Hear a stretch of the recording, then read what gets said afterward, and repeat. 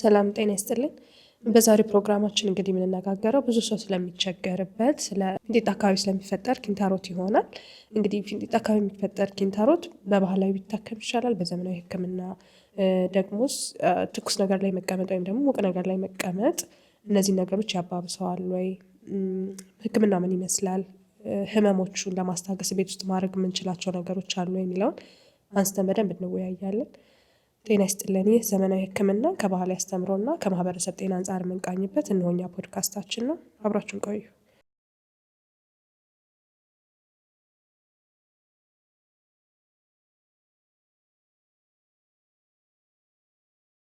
የፊንጢጣ ኪንታሮት ወይም ደግሞ ሄሞሮይድ ምን ማለት ነው የሚለውን አብራርተን ብንጀምር። እሺ፣ ሄሞሮይድ ወይም የፊንጢጣ አካባቢ ኪንታሮት እንኳን ስንል ብሮድ ተርም ነው፣ ሰፋ ያለ ነገር ነው። ስለዚህ ሄሞሮይድ የሚለውን እንጀምርና ሄሞሮይድ የምንለው ነገር ኖርማል በሰውነታችን ውስጥ ያለ ስትራክቸር ነው ወይም ደግሞ በተፈጥሮ ያለ ነገር ነው ማለት ነው እና የደም ስሮች ስብስብ ነው። ጥቃቅን የሆኑ ደም ስሮች ደም የሚያደርስ ሊሆን ይችላል፣ ደም የሚመልሱም አሉበት። ከዛ ደግሞ ስሙዝ መስል የምንለው ጡንቻዎች ያሉበት በፊንጢጣ አካባቢ ወይም ደግሞ በውስጠኛው በአንጀት የመጨረሻው ክፍል ላይ የሚገኙ ኖርማል የሆኑ ስትራክቸሮች ወይም ደግሞ ተፈጥሮቻችን ናቸው። ስለዚህ የሚገኙት ኖርማሊ 3 ቦታ ላይ ነው።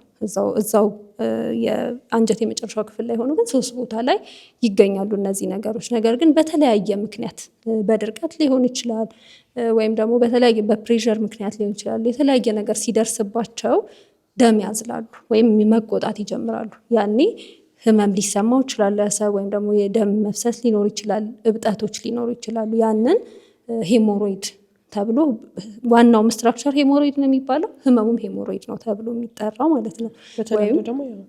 በተለምዶ ደግሞ የፊንጢጣ አካባቢ ኪንታሮት የምንለው ነው። ያው ብሮድ ተርም ነው ያልኩት፣ ግን ሌሎችም ደግሞ ተጨማሪ ህመሞችን እሱን የሚመስሉ ነገሮች ሊኖሩ ስለሚችሉ ነው። ይሄ ግን በዋነኝነት የፊንጢጣ ኪንታሮት የምንለው ግን እዛው ፊንጢጣ አካባቢ ላይ ነው የሚታየው እብጠቱ ማለት ነው። ወይም ደግሞ የምናየው ምልክት እዛችሁ ፊንጢጣ አካባቢ ላይ ነው የሚታየው ማለት ነው። ስለዚህ ሄሞሮይድ ወይም የፊንጢጣ ኪንታሮት የምንለው እንግዲህ ይሄ ነው ማለት ነው። ስለዚህ የፊንጢጣ ኪንታሮትን ለሁለት እንከፍለዋለን አይደለ? የውጨኛውና የውስጠኛው የኪንታሮት ብለን ማለት ነው። የውጨኛው ኪንታሮት ሲሆን አብዛኛው ጊዜ የሚታይ ነው፣ እብጠት ይኖራቸዋል። ሰው ብዙ ጊዜ ሲመጣ እብጠት አለኝ እና ከፍተኛ ህመም አለኝ ብሎ እና ይሄ ህመም ደግሞ የሚብሰው ምንድነው ሰገራ በምንጠቀምበት ሰዓት ነው ማለት ነው። እንደዚህ አይነት ነገሮች ይኖራሉ። ሌላኛው በመቀጠል ይሄ የውስጠኛው ክፍል ኪንታሮት የምንለው ነው። ላይን አለው አናቶሚካል ወይም በህክምና የራሱ ሆነ ላይን አለው። ከዚህ በላይ ሲሆን የውስጥ እንላለን፣ ከዚህ በኋላ ስን ደግሞ የውጭ እንላለን ብለን የምንከፋፍለው ማለት ነው። የውስጠኛው ክፍል ኪንታሮት ሲሆን ደረጃ አለው። ህመሙ ሲጀምር የራሱ የሆነ ደረጃ አለው። የመጀመሪያው ሰውየው ምንም አይነት ህመም አይሰማውም፣ ግን ሲጀመር የውጨኛው ሲሆን ህመም ይኖረዋል። ለምንድን ህመም የሚኖረው? ቅድም በውኪ እንዳለችው የተለያዩ ነርቮች አብሮት ይኖራሉ፣ ደም ስሮቹ ማለት ነው። ስለዚህ ያ ቦታ ሲወጠር ሰገራ ሲያልፍና ሲነካው ህመም ይኖረዋል። በጣም ከፍተኛ የሆነ ህመም ምክንያት ነው የሚመጡት። የውስጠኛው ክፍል ሲኖር ግን አካባቢ ነርቭ ስለማይኖር፣ ነርቭ አይደለ ህመም የሚያመጣ ግን ሴንሴሽን የሚያመጣው ነርቭ ነው። ላይኛው ክፍል ላይ ነርቮች ስለማይኖሩ ህመም አይኖራቸውም። ግን ያ ሰውዬ ወደ ህክምና ማዕከል ይመጣው ምንድን ነው ሰገራ ሲጠቀም ተቀላቅሎ ደም ላይ ይችላል ማለት ነው። በደም ይመጣል ማለት ነው። ስቴጁ እየጨመረ ሲመጣ ከአንደኛ ደረጃ ወደ ሁለተኛ ደረጃ ሲመጣ ምንድን የሚሆነው ሰገራ ሲጠቀም አብሮ እብጠቱ ወደ ታች ይወርዳል፣ ከዛ በራሱ ይመለሳል። 3ኛው ስቴጅ ላይ ሲደርስ ደግሞ ይወጣል ከሰገራ ጋር፣ ከዛ እጃችንን ወይም ማኑዋሊ እኛ እንድንመልሰው ይፈልጋል ማለት ነው። በስተመጨረሻ ስቴጅ 4 ላይ ሲንደርስ ደግሞ ምንድን የሆነው ይወጣል፣ አይመለስም፣ ከፍተኛ ህመም ያመጣል። ይዛኔ ለምን ደም ስርን ስለሚዘጋና ትሮምቦስ ወይም ዴድ የመሆን ነገር ስለሚያመጣ ይዛኔ ህመሙም ደሙም እየተባባሰ ይመጣል ማለት ነው። በእነዚህ አይነት ምልክት ይመጣሉ ማለት ነው። የውጨኛው የኪንታሮት ውጭ ላይ የሚከሰተው ኪንታሮት አንዳንዴ ስፔሻሊ ድርቀትና ተያይዞ ሲመጣ የመድማት ነገርም ሊያሳይ ይችላል ማለት ነው። ስለዚህ በእንደዚህ አይነት ምልክቶች ይመጣሉ። ውስጠኛው ላይ ደግሞ ተጨማሪ የምናየው ምንድን ነው? ይሄ በደንብ ያልተጸዳዱ ይመስላችኋል። ስፔሻሊ ሳይዙ እየጨመረ ሲመጣ የውስጠኛው ኪንታሮት የምንለው እየጨመረ በሚመጣበት ጊዜ የታችኛውን የአንጀት ክፍል የመዝጋት ነገር አለ። የዛን ጊዜ በደንብ ያለና ጸዳላት አይነት ስሜት፣ የቀረ አይነት ስሜት፣ የመብላት አይነት ስሜት እንዲሰማቸው ያደርጋል ከደሙ ውጭ ማለት ነው። ስለዚህ በእንደዚህ አይነት ምልክቶች ህክምና ማከናወን ይችላል። ስለዚህ ብሩኪ እንዳለችው ነው እንግዲህ ያው እነዚህ ሄሞሮይድ የምንላቸው የደም ስሮች ናቸው። ኦልሬዲ በተፈጥሮ ያሉ ነገሮች ናቸው። ስለዚህ ምንድነው እንዲቆጡ የሚያደርጋቸው ነገር ወይም እንዲያብጡና ምልክት እንዲያመጡ የሚያደርጋቸው ነገር ብለን ስናይ አንደኛው ድርቀት ነው። እንግዲህ የሆድ ድርቀት ሲፈጠር፣ ምክንያቱም ድርቀት በተለያየ ምክንያት ሊፈጠር ይችላልና ለምሳሌ የሽንት ቤት የምንጠቀመው ወይም ደግሞ መጸዳጃ ቤት የምንጠቀምበትን ጊዜ ሰዓት ፊክስ ባለማድረጋችን እያራዘምን በሄድን ቁጥር ሰገራ ሆድ ውስጥ በቆየ ቁጥር የውሃ መጠኑ እየቀነሰ ሰገራው እየደረቀ ለመውጣት እያስቸገረን ይመጣል ማለት ነው። በዛ ግፊት ምክንያት እነዚህ የደም ስሮች ወይም ሄሞሮይድ ሊቆጡ ይችላሉ ማለት ነው። ስለዚህ አንደኛው እሱም እብጠት ሊፈጥር ይችላል ማለት ነው። ብዙ ጊዜ ደግሞ ድርቀት ካለ ማማጥ ይኖራል አይደል? ያንን ነገር ለማስወጣት። ስለዚህ ማማጥ ደግሞ የሆዳችን ውስጥ ያለውን ግፊት ወይም ፕሬሸር ይጨምራል ማለት ነው። ስለዚህ እሱ ራሱ የእነዚህን የደም ስሮች በጣም እንዲገፉ ያደርጋቸዋል። ስለዚህ ቅድም እንዳልነው ደም የሚያመጡና የሚመልሱ ናቸው ብለናል። ስለዚህ ለመመለስ ይቸገራሉ ማለት ነው። የያዙትን ደም እዛው ያቆዩታል ማለት ነው። ስለዚህ እያበጡ ይመጣሉ ማለት ነው። ስለዚህ ሌላ ምክንያቱም ይሄ ሊሆን ይችላል እና በተለይ አንዳንድ ልምዶች አሉ እንደዚህ እንዲሆኑ የሚያደርጉት። ለምሳሌ አንዳንድ ሰው ከቤቱ ውጭ መጠቀም የማይችል ሰው ይኖራል። ሽንት ቤት ወይም መጸዳጃ ቤትን መጠቀም የማይችል ሰው ይኖራል። ስለዚህ እያራዘመው ይሄዳል። በሚወጣበት ሰዓት ድርቀት ይፈጠራል ማለት ነው። ሌላ ደግሞ ስራ ላይ ሆኖ ሊሆን ይችላል፣ ወይም የማይመች ሁኔታ ላይ ተፈጥሮ ይሄ ነገር ሊመጣ ይችላል። ውሃ ያለመጠጣት ነገር ሲኖር፣ በተደጋጋሚ የምንበላቸው ምግቦች አሰር የሌለባቸው ሲሆኑ እንደዚህ አይነት ድርቀቶችን፣ ማማጦችን ያስከተሉ ይሄዳሉ ማለት ነው። ሌላው ደግሞ በተፈጥሮ ማማጥ ላይ ለምሳሌ ከእርግዝና ጋር ተገናኝቶ በወሊድ ጊዜ አንድ ሴት በምታመጥበት ጊዜ እነዚህ ነገሮች ላይ ግፊት ሊፈጥር ይችላል፣ ወይም በጣም ኃይለኛ ጫና ሊፈጥር ይችላል ማለት ነው። ስለዚህ ከወሊድ በኋላ የሚፈጠር የኪንታሮት በሽታ ሊኖር ይችላል። ለተወሰነ ጊዜ ይሆናል፣ ተቆጥቶ ሊመለስ ይችላል፣ ግን ለዛም ጊዜ ቢሆን ሊፈጠር ይችላል ማለት ነው። ከወሊድ በፊት ደግሞ በእርግዝና ጊዜ እያለች ሆዷ እየገፋ በሚመጣበት ጊዜ ቅድም እንዳልነው የሆድ ውስጥ ያለው የግፊት መጠን ሲጨምር፣ ዋንኛው የሚጨምር ነገር ማማጥም ሊሆን ይችላል።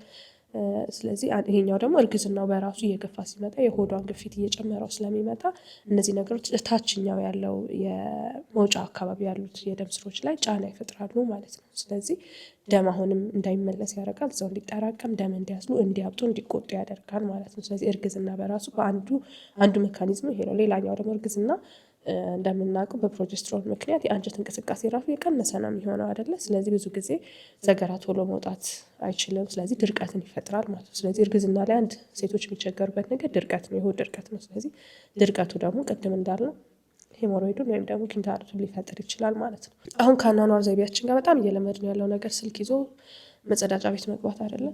ስለዚህ መጸዳጃ ቤት ስልክ ይዘን በምንገባበት ጊዜ ሰዓቱን እናራዝመዋለን። የምንቀመጥበትን ሰዓት ረዘም ያለ ይሆናል ማለት ነው። ያ ሲሆን ደግሞ ታች ያሉት የደም ስሮቻችን በግፊት ምክንያት የመሬት ስበት አይደለም ግራቪቲው፣ ስለዚህ እሱን ቶሎ ተነስተን ስለማንንቀሳቀስበት ደም ወደ ታች ያዣል ማለት ነው፣ ይይዛል ማለት ነው። ስለዚህ ያ ስለማይመለስ ማበጥ ይፈጥራል።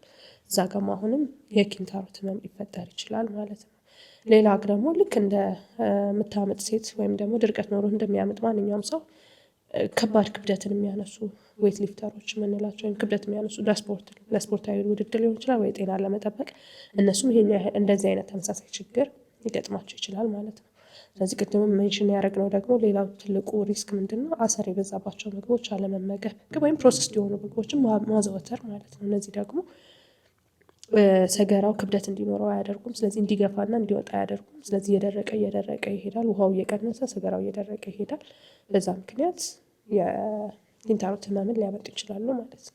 ከመጠን ያለፈ ውፍረት አይደል ሌላው ሆድ ላይ ግፊትን ስለሚጨምር ማለት ነው። ሌላው ደግሞ እድሜም አንድ ሪስክ ፋክተር ነው። እድሜ እየጨመረ ሲሄድ አንዳንዴ ደግሞ በቤተሰብ ታሪክም በቤተሰብ ውስጥ ለምሳሌ ኪንታሮት ያለባቸው ሰዎች ለእነዚህ አይነት ነገር ተጋላጭ ይሆናሉ ማለት ነው። ለረጅም ጊዜ የሚቆይ ሳል ካለ ለምሳሌ ሲኦፒዲ አስም ላይ እንደዚህ አይነት ጊዜ ላይ ለረጅም ሰዓት ሳሉ ሲቆይ ያው የሆድ ፕሬሸር ይጨምራል ማለት ነው። ሆዳችን ላይ ያለው ግፊት በጣም ስለሚጨምር ይሄም ኪንታሮትን ሊያመጣ ይችላል።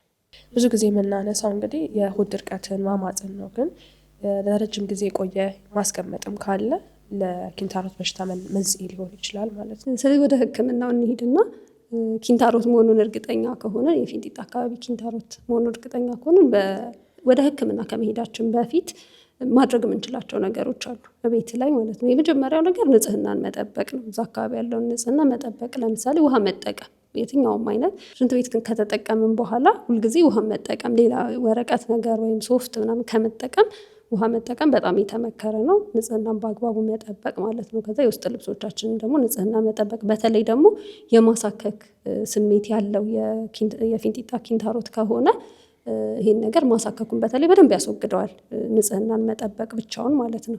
ከዛ ውጭ የተባሉትን ነገሮች አሁን ማጋላጭ ናቸው ተብሎ የነበሩ ነገሮችን ማቆም።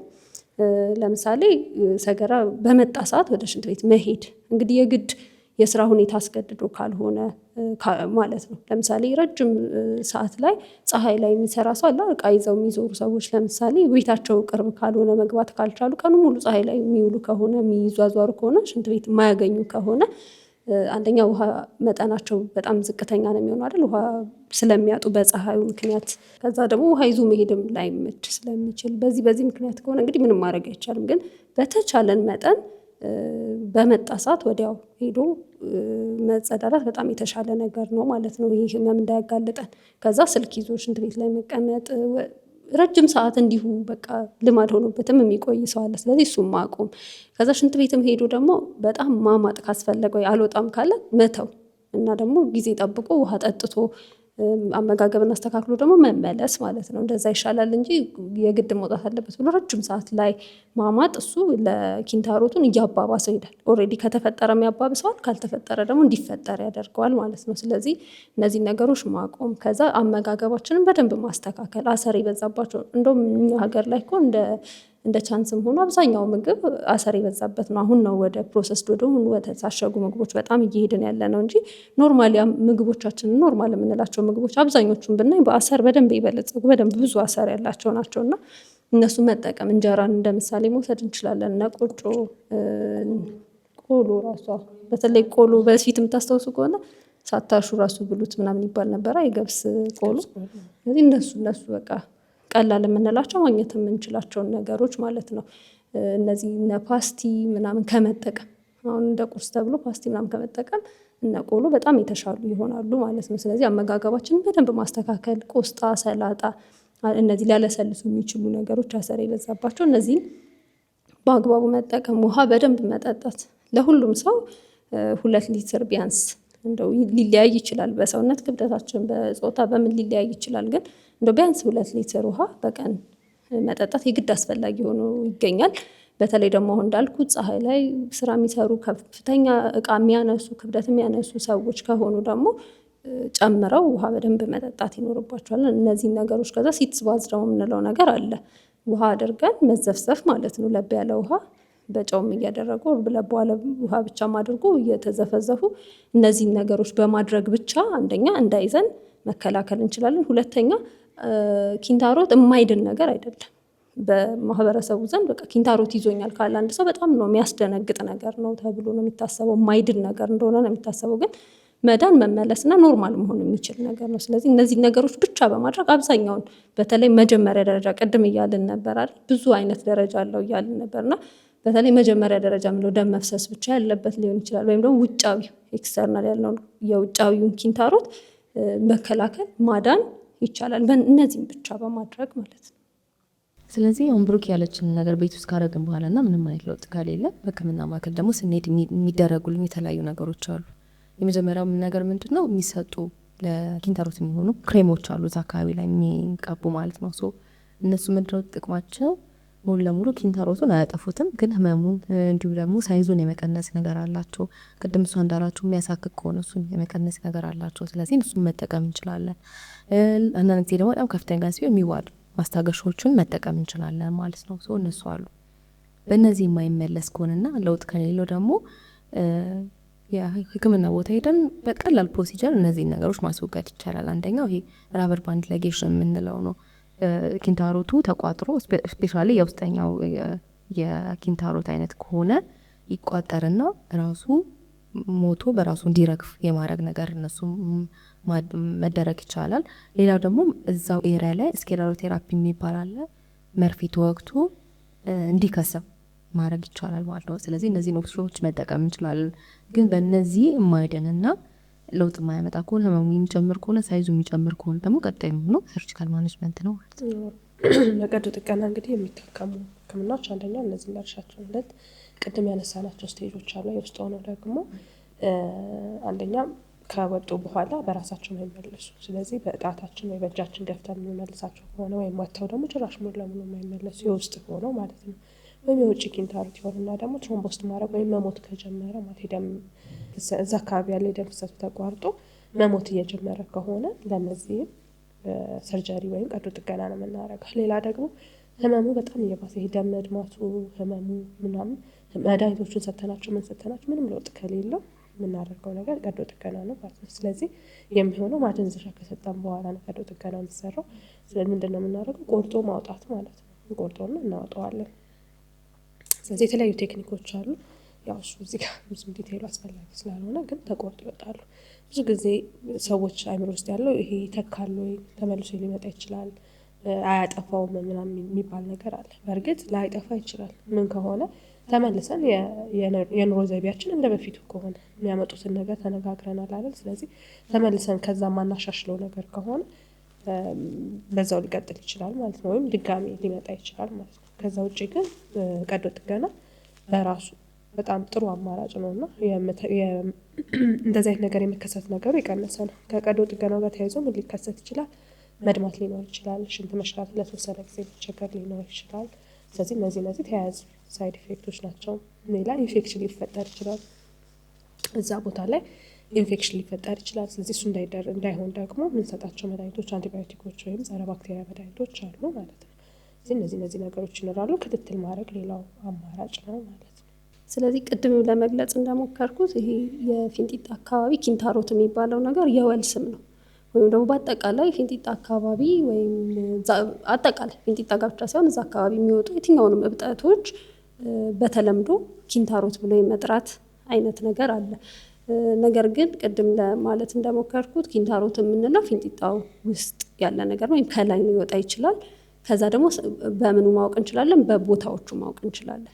ስለዚህ 3711 የሚባለው ማለት እንደ ሰዓት ብንቆጥረው 3 ሰዓት 7 ሰዓት እና 11 ሰዓት ሶስቱ ላይ ነው እነዚህ ነገሮች የሚወጡት። ከዛ ውጭ የወጣ እብጠት ከሆነ ሄሞሮይድ ሳይሆን ሌላ እብጠት ሊሆን ይችላል። ሌላ እብጠቶች ስንል ምን ሊሆን ይችላል? አሁን ለምሳሌ የፊንጢጣ ስንጥቃት የምንለው አለ።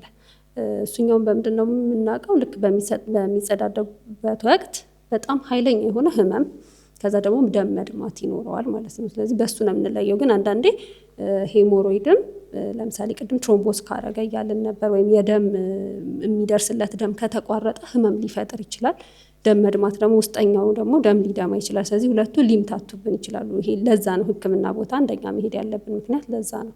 ከዛ በተጨማሪ ደግሞ ፔሪያናል አብሰስ የምንላቸው አሉ፣ ወይም ደግሞ ብጉንጅ ነው ብዙ ጊዜ ሰው የሚለው። እንደውም ይችን ይለዩታል። እዛው ፊንጢጣው ላይ ሳይሆን እዛው አካባቢው ላይ ነው፣ ከጎን አካባቢ ነው የሚወጣው። እብጠት ነች። አንዳንድ ጊዜ በራሷ ትጠፋለች። አንዳንድ ጊዜ ደግሞ መምግል ወደ ውጭ የመውጣት ነገር አለ። በሁለቱም ኬዝ ሰው ማረፍ የለበትም፣ ልቡ ሊያርፍ አይገባም። እብጠቱ እንዳለ መጀመሪያ ወደ ህክምና ቢሄዱ በጣም የተሻለ ነው። መግሉ በህክምና ቢወጣላቸው በጣም የተሻለ ነው፣ በኋላ የሚመጣውን ችግር ለመቅረፍ ማለት ነው። ነገር ግን ተመልሶ ቢጠፋም አብጦ ቢጠፋም ወይም ደግሞ ራሱ ወደ ውጭ መግሉም ቢወጣ በሁለቱም ኬዝ ወደ ህክምና መሄድና መታከም አለበት። ካለበለዚያ ሶስተኛ ብለን የምንጠራው ልክ ሄሞሮይድ ወይም ደግሞ ኪንታሮት ተብሎ ሌላ የሚጠራው ፊስቱላ የምንለው ነገር አለ። ብዙ ጊዜ እነዚህ እብጠቶች መጀመሪያ ያልኳቸው እብጠቶች ከውስጠኛው የአንጀት የመጨረሻ ክፍል ብለን የጠራ ነው ከሱ ጋር ግንኙነት ሊኖራቸው ይችላል። ውስጥ ለውስጥ የማናየው ቀዳዳ ሊኖር ይችላል እና ዝም ብለን ጊዜ ከሰጠነው ወደ ፊስቱላነት ወይም ደግሞ ቀዳዳ ተፈጥሮ በትክክል ካናል ነገር ይፈጥርና ፊስቱላ የምንለው ህመም ሊመጣ ይችላል ማለት ነው። እሱኛው ደግሞ መጀመሪያ ከምንታከመው ቀዶ ከማፍሰሱ ተጨማሪ ሌላ አይነት ህክምና ይፈልጋል፣ ወይም ደግሞ ቀዶ ህክምና የሚፈልግ ህመም ይሆናል ማለት ነው። ስለዚህ እነዚህ ሁሉ እብጠቶች ናቸው ወይስ ይሄ ኪንታሮት የምንለው ሄሞሮይድ ነው የሚለውን በመጀመሪያ አንድ ታካሚ መለየት ስላለበት ነው ወደ ዘመናዊ ህክምና መሄድ አለበት። ኪንታሮት አለብኝ ብሎ ያሰበ ሰው ወደ ዘመናዊ ህክምና መሄድ አለበት የምንለው። ካንሰር፣ የአንጀት ካንሰር ካለ የአንጀት ካንሰሩ ኪንታሮቱን ሊያባብስ ይችላል ወይም ሊያመጣ ይችላል ማለት ነው። ስለዚህ የአንጀት ካንሰርም አንዱ የሚያስነሳው ነገር ሊሆን ይችላል ማለት ነው። የአንጀት ካንሰር ብቻ ሳይሆን ማንኛውም ሆድ ዕቃ ውስጥ እና እንዲሁም ደግሞ ማህፀን አካባቢ የሚፈጠሩ ካንሰሮች እንዳለ ግፊትን ስለሚፈጥሩ ሆድ እንዲያብጥ ያደርጋሉ። ግፊትን ስለሚፈጥሩ በታች ኪንታሮት ሊኖር ይችላል እንጂ እነዚህ ኪንታሮት ወደ ካንሰር ይቀየራል እያልን አይደለም። ስለዚህ ማንኛውም ፕሬዠር የሚፈጥሩ ነገሮች ሌላ ደግሞ ለምሳሌ ቅድም ያልተነሳው ነገር ሳል ብለናል አይደል? ከሳል በተጨማሪ ለምሳሌ ረጅም ጊዜ የሚያጨስ ሰው ነው እነሱ አንደኛው ሰው ሲያጨስ ሳልን ይፈጥርበታል አይደለ? ሁለተኛ ደግሞ የተለያዩ ሰውነታችን ክፍሎች እንዲላሉ የማድረግ ባህሪ ስለሚኖራቸው ያም ኪንታሮትን ሊያስነሳ ይችላል ማለት ነው። እንግዲህ ሳይንቲፊካሊ ባይረጋገጡም እኛ ጋር በጣም እንደው ምናያለን አይደለ? የባህል ሕክምና አብሶ ኪንታሮት ላይ በጣም እየሰራ ይገኛል። ለምን ተለጥፎ የምናየውም ቶፕ ላይ ያለው ነገር ኪንታሮት እናክማለን የሚሉ ነገሮች ናቸው። እና እዚህ ላይ ተመልካቾቻችን የምር ሰርቶላቸዋል ወይ ምን አይነት ለውጥስ አይተዋል የሚሉን ነገር ኮመንት ሴክሽናችን ላይ ቢያጋሩን በጣም ደስ ይለናል። ከዛ በተጨማሪ ግን ቤት ውስጥ ለምሳሌ አንዳንድ ሰው ጌሾን መቀባት፣ ሬትን፣ እርድን መቀባት ለውጥ እንዳላቸው የሚያሳዩ ነገሮች አሉ ወይም ሰምተናል። ግን ሳይንቲፊካሊ ፕሩቭ የተደረገ ነገር የለም። ባይሆን እርድ በራሱ አንቲ ኢንፍላማቶሪ ነው። ሰው ቁጣን ይቀንሳል፣ እብጠትን፣ ህመሙን ሊቀንስልን ሊያስታግስልን ይችላል ማለት ነው። ከዚህ በተጨማሪ ግን ባህላዊ ሕክምና ጋር ደግሞ ተያይዞ በባህላዊ ሕክምና አብዛኛው ጊዜ የተቀመሙ ቅመሞችን የተቀመሙ ነገሮችን መቀባት ነው ሕክምናው እና በዛ የተነሳ ለውጥ ያመጣላቸው ሰው ቢኖርም እንደዛው ደግሞ ኮምፕሊኬሽን ወይም ደግሞ ጉዳት አምጥቶብናል የሚሉ ሰዎችንም መስማት የተለመደ ነገር ነው አይደለ? አብዛኛው ጊዜ እንደው በባህላዊ ሕክምና ሲታከሙ ጠባሳን አሳርፈው ስለሚያልፉ በቀላሉ ለኢንፌክሽን የመጋለጥ ነገር እንዲሁም ደግሞ ይባስ ብሎ የፊንጢጣ መጥበብን ያስከትላል። ብዙ ጊዜ ሕክምና ቦታ እንግዲህ ያው እኛ ጋር የሚመጡት የዳኑ ሰዎች ላይሆኑ ይችላሉ። ስለዚህ የምንናገረው ነገር ሪፕሬዘንታቲቭ ላይሆን ይችላል ለባህል ሕክምና። ግን ሕክምና ቦታ የሚመጡት አብዛኞቹ ሰዎች ደግሞ ኮምፕሊኬሽን ይዘው ይመጣሉ አይደል? የተቀቡት ነገር ወይ ኢንፌክሽን ይፈጥርባቸዋል ወይ እንዳልሹ ደግሞ እንደ የፊንጢጣ መጥበብን አምጥቶ የፊንጢጣ መጥበብ ደግሞ በራሱ ሌላ ህመም ሆኖ ተመልሶ ሊመጡ ይችላሉ ማለት ነው። ወይም ተደጋጋሚ የሆነ ቁስለት ውስጥ ላይ መግል መያዝ እንደዚህ አይነት ነገሮች ሊፈጥር ይችላል። እንደዚህ አይነት ኬዞች ሐኪም ቤት ላይ በደንብ የሚታዩ ናቸው። አሁን ካልናቸው በተጨማሪ ደግሞ ብዙ ጊዜ የባህል ሕክምና ላይ እንደ ድክመት ከምናነሳቸው ነገሮች ውስጥ የወል ስም መስጠት ነው። ባለፈውን የብርድ ህመም ብለን እያነሳ ነው ነበር። ስለዚህ ኪንታሮት ብሎ የወል ስም ስለተሰጣቸው እነዚህ ብጠቶች በአጠቃላይ ኪንታሮት ነው ተብሎ ለምሳሌ ሄሞሮይድ ነው ተብሎ ታስቦ ለአብሰስ ብለን ቅድም ለጠራ ነው ወይም ቡጉንጅ ብዙ ሰው ለሚለው መግል ለያዘው ነገርም ተመሳሳይ ሕክምና የመስጠት አይነት ነገር ይታያል። ስለዚህ በጊዜው መታከም በነበረበት ሰዓት ስለማይታከም የተለያዩ ክፍተቶች ተፈጥረው ፊስቱላ ወደ 5 ወደ 6 ክፍተት ፊንጢጣ አካባቢ ተፈጥሮ ወደ ሕክምና የሚመጡ በጣም ብዙ ሰዎች አሉ። እንግዲህ ይህንን ለማየት ቲክቶክ ላይም ቼክ ማድረግ እንችላለን። የተለያዩ ሐኪሞች በግልጽ በተለይ ደግሞ ሰርጅኖች እዛ አካባቢ የሚሰሩ የቀዶ ሕክምና ሐኪሞች የሚያጓሯቸው በጣም ብዙ ስዕሎች አሏል። በተለይ ደግሞ ለምሳሌ የዶክተር ዳበሳን ብናይ በጣም ብዙ እንደዚህ አይነት በባህል ሕክምና ምክንያት ብዙ ችግር ተፈጥሮባቸው ወደ እሱ የሚሄዱ ሰዎችን በማቅረብ በደንብ ይታወቃል። ስለዚህ እነሱንም ቼክ ማድረግ እንችላለን። ከዛ በተጨማሪ ግን አሁን የሚቀቧልን የሚጠጣ አለ። ከነዚህ በተጨማሪ ምን አይነት የባህል ሕክምናዎች አሉ? ቅድም አሁን እኛ ስናስረዳቸው የነበሩ ራበር ባንድ ላይጌሽን ስንል ነበር፣ ስክሌሮቴራፒ ስንል ነበር። እነሱን የሚሰሩ የባህል ሐኪሞች አሉ። ላይክ ፊንጢጣ ያቺ የተፈጠረችው ብጣት ላይ የሆነች ላስቲክ ነገር አስረው እንደኛ ኦፊስ ላይ ምናምን ላይሆን ይችላል። እነሱ በሚያክሙበት ቦታ ላይ አስረው ቆይቶ ራሱ እንዲወድቅ የሚያደርጉ አሉ። የሆነ ነገር አድርገው ደግሞ እንዲከስም ቀብተውት ማለት ነው እንደዛ የሚያደርጉ አሉ። ልክ የሰርጀሪ አይነት ስራ የሚሰሩ አሉ፣ ቆርጠው የሚያወጡም አሉ። ስለዚህ እሱኛውን ምንድነው ተመሳሳይ ነው ሕክምና ከዘመናዊ ሕክምና ጋር ምንም አይለያይም። ግን በምን ይለያል ካልን አንደኛ ስኪልድ የሆኑ ላይሆኑ ይችላሉ። በእርግጥ ብዙ አመት ሰርተውታል፣ ልምድ ሊኖራቸው ይችላል። ነገር ግን ቦታው የሚጠቀሙት እቃ ንጽህናው እና የመሳሰሉት ነገሮች እነዚህ ነገሮች ማተር ያደርጋሉ፣ ከዘመናዊ ሕክምና ይለዩታል ማለት ነው። ዘመናዊ ሕክምና ደስ የሚለው ይሄ በቃ ጋይድ ላይን አለው። እንደዚህ ካረግሽ እንደዚህ ነው፣ እንደዚህ ካላረግሽ እንደዚህ ነው። ይሄ ህግና ስርዓት አለው የተቀመጠ ማለት ነው። ስለዚህ እኛም የምንፈልገው ተጠያቂነትም አለው፣ ባይሆንም ተጠያቂነት አለው። ስለዚህ እኛም የምንፈልገው የባህላዊ ሕክምናውም ይሄ ሲስተም ውስጥ ቢገባ አይደለ?